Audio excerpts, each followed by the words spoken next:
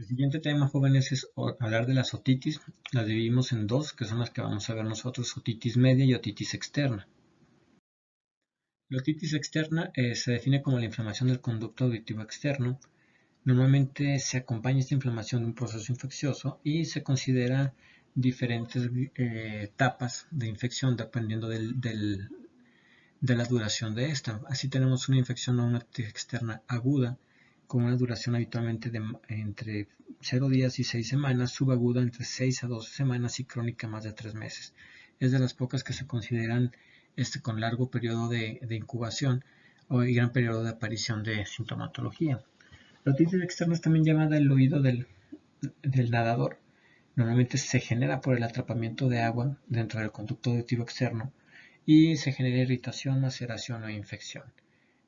También puede generarse esta complicación cuando realizamos la irrigación o limpieza de oídos para remover cerumen, y también se puede llegar a generar este proceso de traumatismo en la piel del conducto auditivo externo y mucosa cuando nos colocamos los audífonos o cuando realizamos alguna limpieza con algún objeto punzocortante.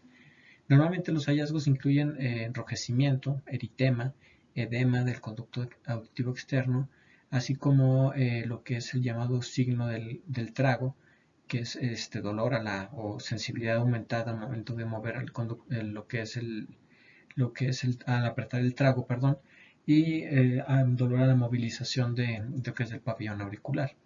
Normalmente es generado ese proceso infeccioso por bacterias. Se considera un proceso bacteriano principalmente, y tenemos a los gram negativos como Pseudomonas aeruginosa, siendo el patógeno más frecuente. Seguido de ellos tenemos a estafilococos, algunos estreptococos coagulasa negativos, y los anaerobios en cuarto lugar como probables etiologías. Cuando se llega a afectar por hongos, por Aspergillus o Cándida, se le llama otomicosis, y veremos la forma más grave, que se llama la otitis externa maligna, en la siguiente diapositiva. El examen clínico revela sensibilidad del trago o signo del trago, apretamos y duele, dolor al movimiento del pabellón auricular, edema, eritema del conducto auditivo o torrea, en algunas ocasiones linfadenopatias regionales, sobre todo posauriculares y preauriculares, eritema en la membrana timpánica y el edema y enrojecimiento, que es lo que más llama en la piel del pabellón auricular también, junto con el conducto auditivo externo. Es bien importante que enfoquemos a ver la membrana timpánica en lo que se pueda para ver que no esté rota o esté perforada. La imagen común es ver la membrana timpánica sin tanto problema, pero alrededor lo que es la piel del conducto auditivo externo realmente se encuentra ese edema y eritema de manera importante, que en ocasiones impide ver de manera correcta la membrana timpánica, y es bastante dolorosa al momento de nosotros incluir o estar realizando lo que es la otoscopia directa. Generalmente el paciente es poco tolerable a esa situación. El tratamiento para la otitis externa lo hacemos a base de gotas óticas. La aplicación de gotas en el conducto auditivo a base de neomicina con hidrocortisona o ciprofloxacino con hidrocortisona, en la cual realmente el tratamiento de elección para pregunta de examen nacional sigue siendo ciprofloxacino con hidrocortisona, ya que la neomicina puede generar una dermatitis de contacto dentro de la misma piel del conducto auditivo externo. La forma grave de la otitis externa es la llamada otitis externa maligna, la cual se da o se genera a través de pacientes diabéticos o con inmunocompromiso, diabéticos con muy mal control metabólico, y las características es de un dolor bastante severo, dolor en la unión en la articulación temporomandibular, la presencia de tejido de granulación. Al momento de la exploración es realmente el patoneumónico. Siempre que dan tejido de granulación es una otitis externa maligna y es una urgencia médica, se tiene que hospitalizar para recibir antibióticos. Y dado que la otitis lo que genera es un proceso infeccioso con inflamación y destrucción necrotizante, normalmente puede llegar a afectar este hueso, puede llegar a afectar meninges, cerebro, y tiene un 50% de mortalidad. La afectación de múltiples pares craneales, todos los pares craneales que pueden llegar a pasar por hueso del temporal, también tienen un grado de afectación por este tipo de infección severa. La terapia sistémica también es para Pseudomonas. Pseudomonas sigue siendo el microorganismo más frecuente incluido en la etiología de la otitis externa maligna, solamente que la terapia para esta complicación o esta forma severa es durante un lapso de 6 semanas. Cualquier tejido necrótico, presencia de escaras o presencia de edema, si se fijan en el caso de la fotografía, lo que vemos es un pabellón auricular edematoso, está inflamado, está edematizado y hacia la parte interna del conducto auditivo externo se ven las zonas de necrosis y algunas costras mielicéricas acompañantes al proceso tan severo. Obviamente el dolor es muy importante, es de bastante intensidad al momento de que manipulamos el pabellón y realizamos el signo del trago, y realmente el tejido de granulación que se vería por dentro del conducto, aunque se puede tomar en cuenta el grado de inflamación y las costras mielicéricas que tiene, como también hallazgos importantes en otitis externa maligna. El tratamiento, entonces, pseudomonas y es prolongado durante el lapso de 6 a 8 semanas, casi siempre son 6 semanas. Se hace con ciprofloxacino, ceftazidimos, cefepime, aquellos que tienen o involucran actividad en contra de pseudomonas. La otra enfermedad que se evalúa es la otitis media. La otitis media es un trastorno inflamatorio del oído medio que aparece por disfunción de la trompa de Eustaquio y habitualmente por un proceso de rinosinusitis crónica o rinofaringitis viral, o un proceso, como les dije ahí, se inflama lo que es la mucosa de la nasofaringe, genera inflamación de lo que es la mucosa de las trompas de Eustaquio, y eso genera la disfunción de esta con los cambios a nivel de la presión a nivel del oído medio por continuidad, generando la colonización del oído medio y obstruyendo su llegada su salida y llegada de elementos atmosféricos, permitiendo la replicación bacteriana. Entonces, prácticamente la fisiopatología es una infección vírica nasofaringe, disfunción de la trompa auditiva, su trompa de Eustaquio, disminución de la depuración de virus, y las bacterias presentes en el oído medio o las bacterias presentes en la nasofaringe normalmente ingresan y generan el proceso infeccioso a nivel del oído medio a través de la replicación bacteriana. Se trata de un proceso infeccioso agudo, líquido purulento en oído medio. Lo normal es que no existan gérmenes en el oído medio y tiene una incidencia de mayor incidencia en niños de 6 meses a 3 años. 2/3 partes de estos niños con edad inferior a 3 años han tenido al menos un episodio. Es muy frecuente que todos hayamos tenido un episodio, cuando menos en la vida, de una otitis media. Así tenemos nosotros la imagen del oído medio. Normalmente el oído medio con sus múltiples relaciones y su relación con la trompa de Eustaquio, y esa trompa de Eustaquio con su relación a nivel de la nasofaringe, cerca de la amígdala faringea, y cualquier proceso en nasofaringe, una rinofaringitis viral o una rinosinusitis bacteriana o una rinosinusitis viral, genera el riesgo de tener una disfunción de lo que es inflamación y aumento del grosor y la pérdida de la capacidad de generar los cambios adecuados de presión con el oído medio, y se convierten también en una zona de entrada para las bacterias que colonizan normalmente la nasofaringe para llegar al oído medio y establecer un proceso infeccioso en ese lugar. Los tipos de otitis media: tenemos la otitis media aguda como definición, diagnóstico clínico, una aparición aguda de sintomatología, derrame, que es la característica clínica más importante definitoria de una otitis media. La otitis media de derrame, otitis media serosa, también en algunos otros libros que también tenemos derrame, solamente que aquí habitualmente es el paso subsecuente después de un proceso infeccioso en el cual todavía queda un poco de líquido, pero ya sin características tan infecciosas, o ya no hay bacterias dentro de él, y es la parte que sigue antes de la reabsorción de ese líquido por parte de las células o del epitelio dentro del oído medio y la trompa de Eustaquio. Y la tercera, que es la otitis media supurativa crónica, que es una inflamación y un proceso infeccioso persistente de más de 3 semanas, se asocia normalmente a la perforación de membrana timpánica y a la presencia de una complicación que el colesteatoma.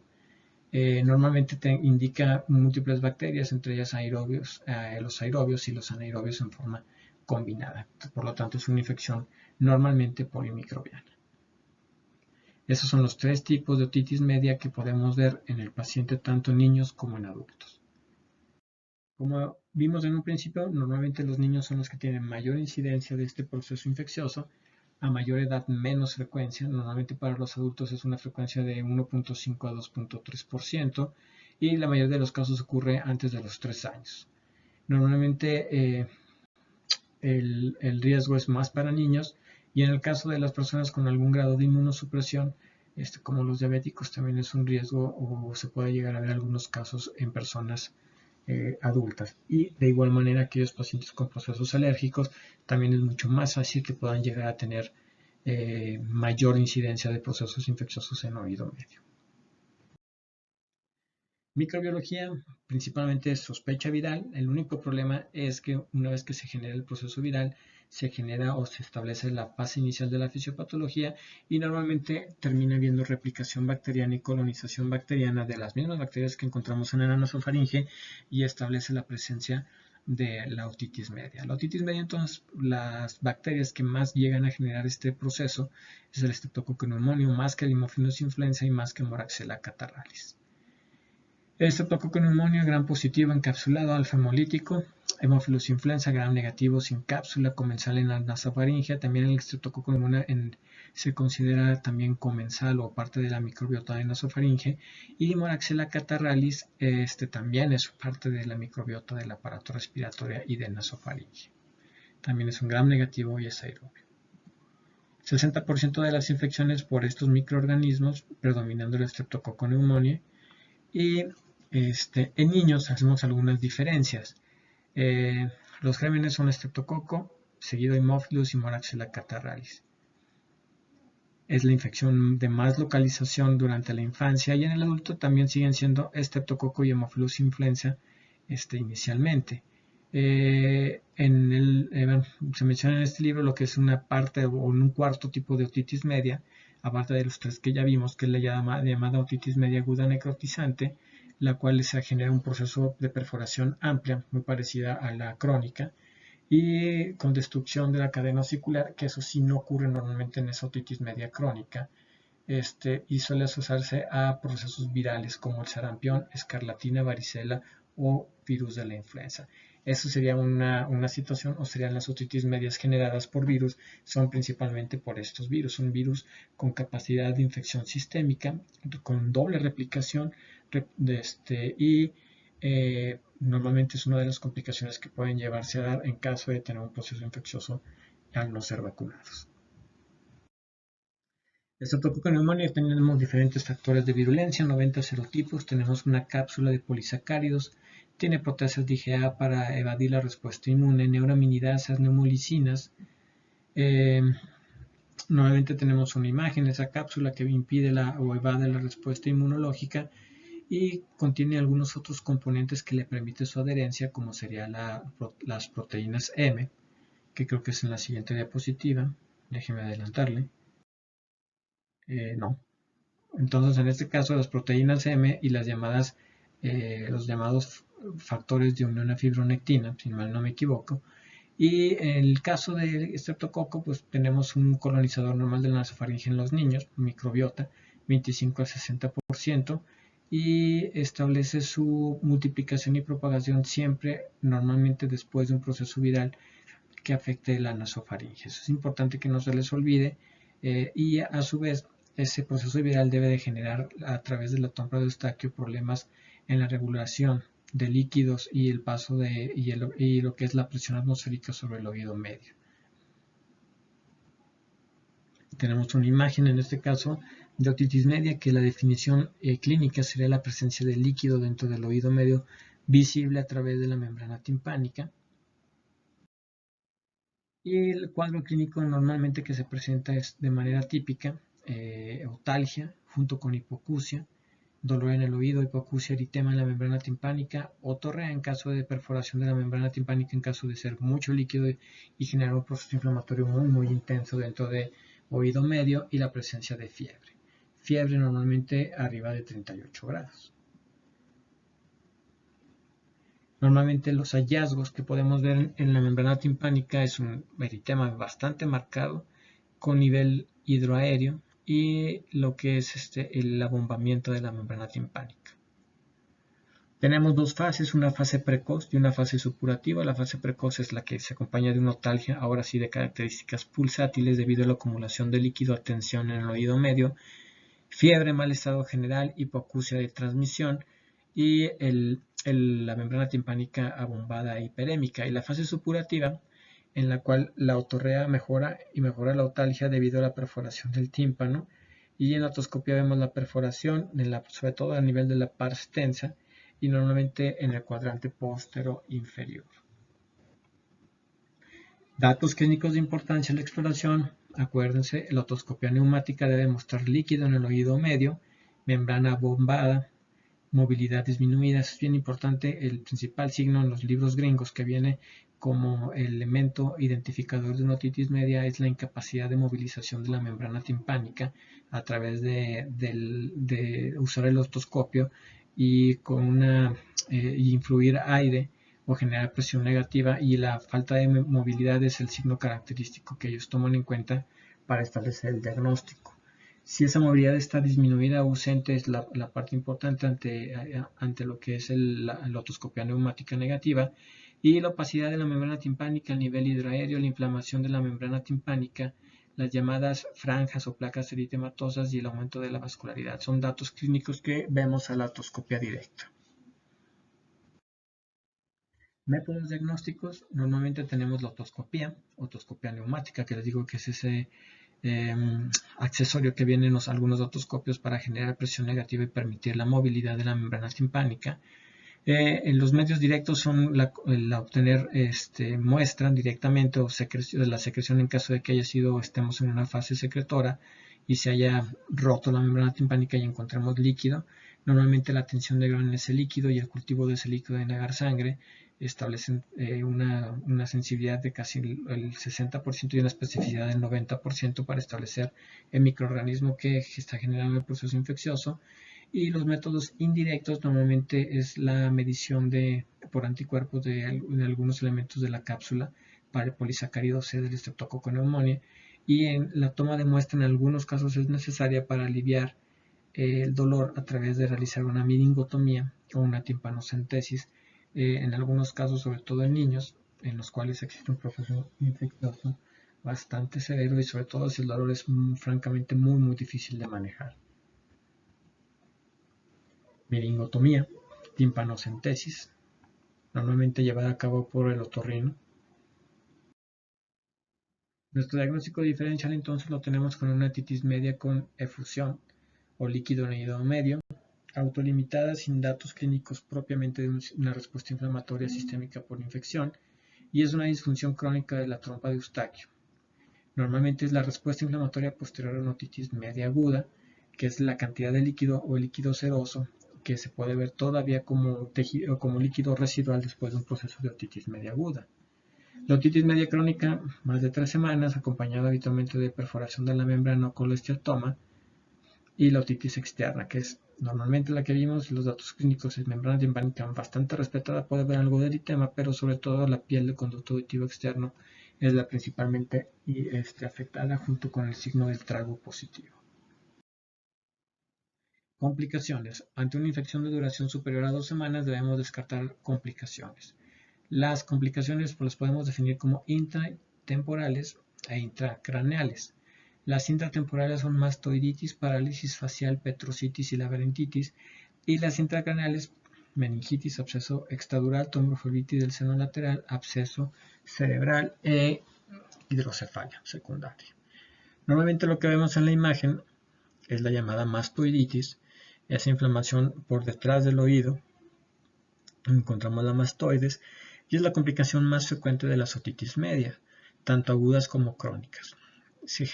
Implica la infección tanto de la mucosa de la mastoides y la osteólisis de las celdas mastoideas.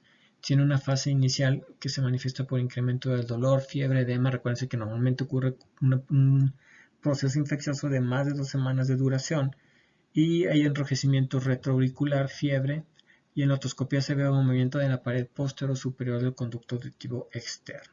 Esos serán los hallazgos clínicos más importantes. En la fase de absceso, Normalmente ya tenemos un absceso subperióstico y se caracteriza por el desplazamiento del pabellón hacia adelante, que sería el signo de Jacques, y la fistulización retroauricular en el conducto auditivo externo, que es el signo de Yales.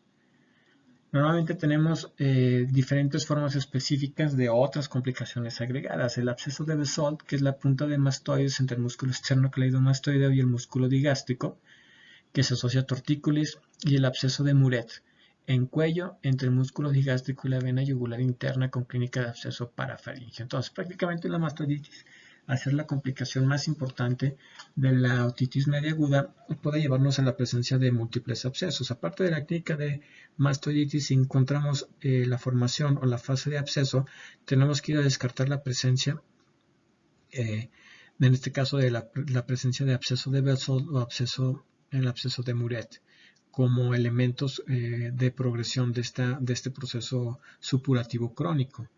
El diagnóstico es clínico, pero prácticamente al encontrar datos de mastoiditis tenemos que solicitar una tomografía del peñasco del temporal para evaluar el grado de destrucción, la ocupación de las celdillas mastoideas y si existen o no complicaciones o zonas de fistulización. De igual manera tenemos que valorar para ver si existe compromiso o se acerca el compromiso para producir una infección, en este caso una meningitis o un absceso cerebral extradural.